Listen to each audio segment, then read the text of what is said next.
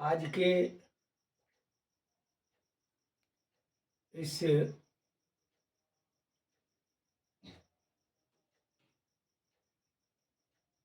कालांश में मैं शब्द रूप की ओर ले जाना चाहूंगा।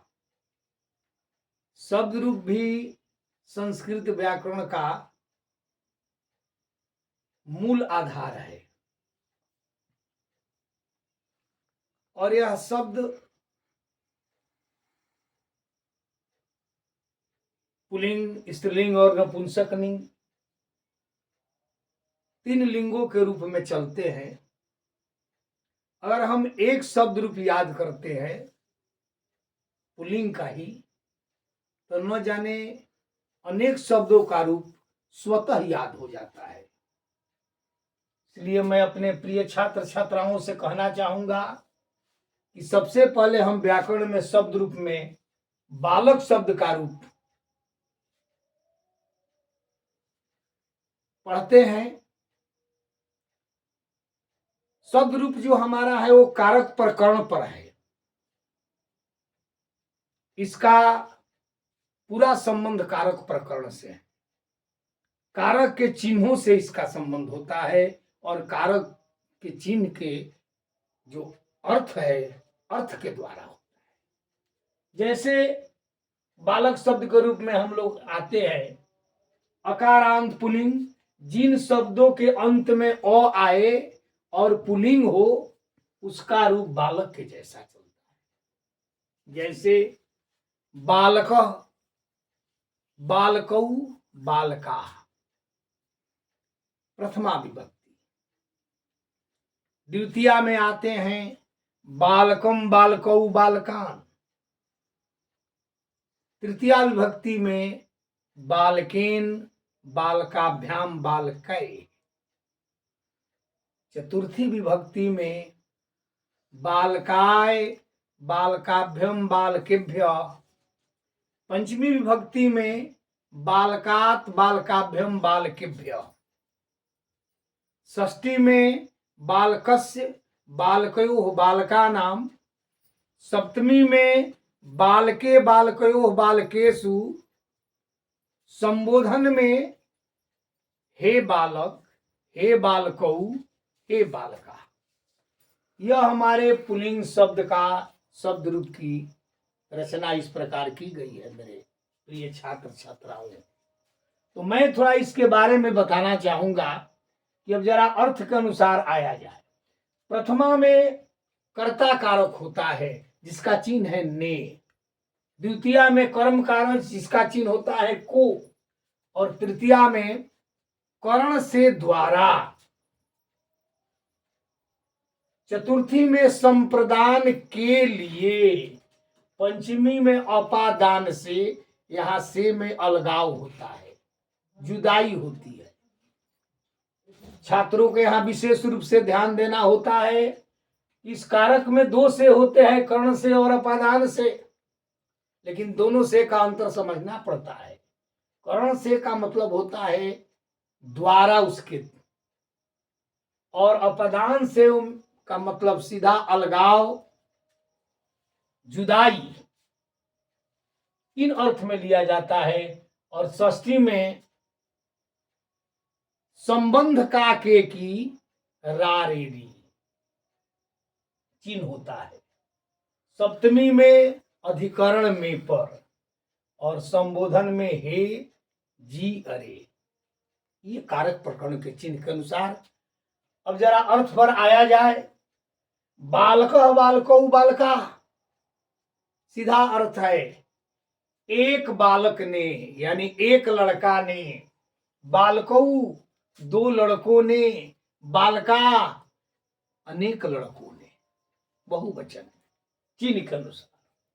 बालकम, बालकौ, बालकान द्वितीया में आते हैं जिसका चिन्ह होता है को। बालकम का मतलब एक लड़का को, बालकौ का मतलब दो लड़कों को, और बालकान का मतलब अनेक लड़के को। तृतीया में आएंगे बालकिन, बालकाभ्यम, बालकई। बालकेन का मतलब एक लड़का से या एक लड़का के द्वारा। बालकाभ्याम का मतलब दो लड़कों के द्वारा, और बालकई का मतलब बहुत से बालकों के द्वारा, बहुत से लड़कों के द्वारा। चतुर्थी में जब आते हैं बालकाय बालकाभ्यम बालकेभ्य, बालकाय एक लड़का के लिए, बालकाभ्याम दो लड़कों के लिए, बालकेभ्य अनेक लड़कों के लिए। पंचमी में बालकात, बालकाभ्यम बालकेभ्य, बालकात का मतलब एक लड़के से अलगाव अर्थ में, बालकाभ्यम का मतलब दो लड़के से, यहां भी अलगाव ही अर्थ है, और बालकभ्य का मतलब बहुत से लड़कों से। षष्ठी में आते हैं बालकस्य बालकयो, बालका नाम का के की जिसका चिन्ह है, बालकस्य का मतलब एक लड़का की, बालकयो मतलब दो लड़कों के, बालका नाम मतलब बहुत से लड़कों को।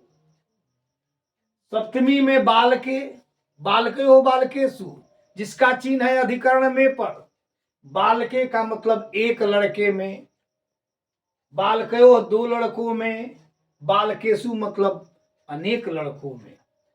और संबोधन में हे बालक एक लड़के के लिए संबोधन है, हे बालको दो लड़कों के लिए संबोधन है, और हे बालका बहुवचन लड़कों के लिए संबोधन है। अगर आप बालक शब्द का रूप याद कर लेते हैं तो आप जितना भी अकारांत शब्द हैं, राम कृष्ण मोहन गणेश नरेश दिनेश ईश्वर अश्व गज घोटक व्याघ्र सिंह बिडाल खग, यानी समस्त दुनिया में चाहे वो आदमी का नाम हो, पशु पंक्षियों का नाम हो, जितना भी नाम के अंत में अ आ जाए और वो पुल्लिंग शब्द है तो आप सीधा बालक शब्द रूप के माध्यम से चलाएंगे। इसलिए अगर बालक शब्द का रूप जिसको याद हो जाता है उसको हजारों अकारांत पुल्लिंग शब्द अपने आप याद हो जाते हैं। शब्द रूप की यह सबसे बड़ी विशेषता होती है। अब जरा अनुवाद के माध्यम से हम लोग आते हैं। जैसे बालक है, बालकऊ है, बालका है।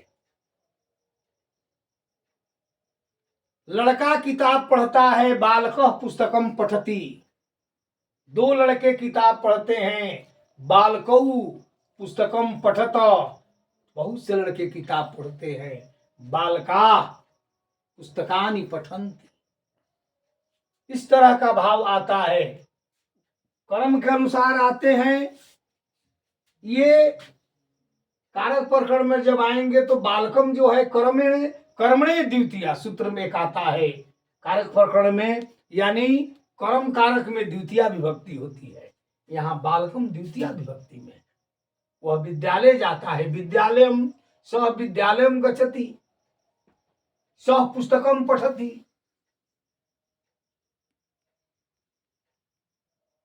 को अर्थ में लिया जाता है। और बालकेन तृतीया विभक्ति में बालकेन बालकाभ्यम बालकेभ्य, तो बालकेन तृतीया विभक्ति होता है। जैसे वह मुख से बोलता है, सह मुखेन वदति, क्योंकि मुख के द्वारा बोला जा रहा है, कर्ण कारक है, सह मुखेन वदति। चतुर्थी में आते हैं संप्रदान के लिए अर्थ में। बालकाय का मतलब के लिए अर्थ होता है। जैसे माता पुत्राय दुग्धम यक्षति, माता पुत्र के लिए दूध देती है। यहां पुत्र के लिए जो है संप्रदान कारक में। पुनः फिर आते हैं बालकात। बालकात का मतलब लड़कों से अलग अर्थ में।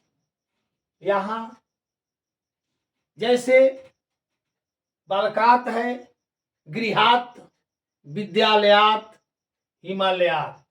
उदाहरण तौर पर लड़का घर से आता है, बालक विद्यालयात आगच्छति। हिमालय से नदियां निकलती है, हिमालयात नद्य निर्गछन्ति निसरन्ति, इस अर्थ में होता है। षष्ठी में बालकस्य काके की अर्थ में, रामस्य गृहम, राम का घर, रामस्य भ्राता अनुजः लक्ष्मण अस्ति, राम का छोटा भाई लक्ष्मण है। यहाँ काके की मम देश, मेरा देश, भारत मम देश अस्ति, भारत मेरा देश है, यहाँ मेरा भी और काके की का अर्थ में भी संबंध किया है। बाल के अधिकरण में पर, में और पर दोनों चिन्ह से इंगित कर सकते हैं। जैसे छात्रा वर्गे पठन्ति, छात्र वर्ग में पढ़ते हैं, यहां भी बाल के तो वर्ग के अनुसार वर्गे, वर्ग में पढ़ते हैं। काका वृक्षे अस्ति, कौवा वृक्ष पर है, में पर वहां आ रहा है। काका वृक्षे अस्ति, इसका मतलब कि कौवा वृक्ष पर है, तो बाल के तो वृक्षे। संबोधन में होता है हे बालक, ये जिसको हम विस्मयादि बोधक के रूप में भी जानते हैं, चिन्ह भी उसका यही है विस्मयादि बोधक का। हे बालक, हे कृष्ण, हे राम, ऐसा हम संबोधन करते हैं। भगवान का नाम लेते हैं संबोधन में। जब मनुष्य कभी दुख की स्थिति में पड़ता है तो कहता है कि हे राम। भले बाकी दिनों में प्रभु को याद नहीं करता है, लेकिन जब दुख के समय में पड़ता है तो एक बार हे कृष्ण, हे देव, अर्थात यह संबोधन अर्थ में भगवान को स्मरण करता है। इसलिए हे प्रिय छात्र छात्राओं, संस्कृत पढ़ने वाले छात्र छात्राओं को बालक शब्द का रूप पहला कदम है शब्द रूप का, यह याद होना बहुत जरूरी होता है।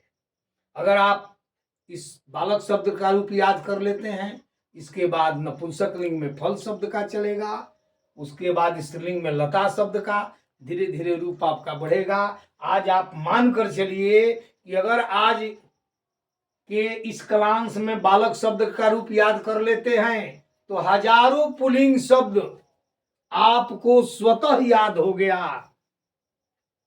अर्थात हजारों अकारांत पुल्लिंग शब्दों का रूप आपके मन मस्तिष्क में बैठ जाएगा और आपको अनुवाद बनाने में, किताब के अर्थ करने में बहुत सहूलियत होगी।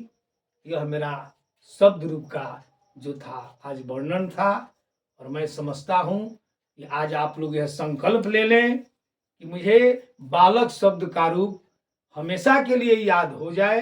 इन्हीं शब्दों के साथ मैं अपने वचन को विश्राम देता हूं। जय हिंद, जय भारत।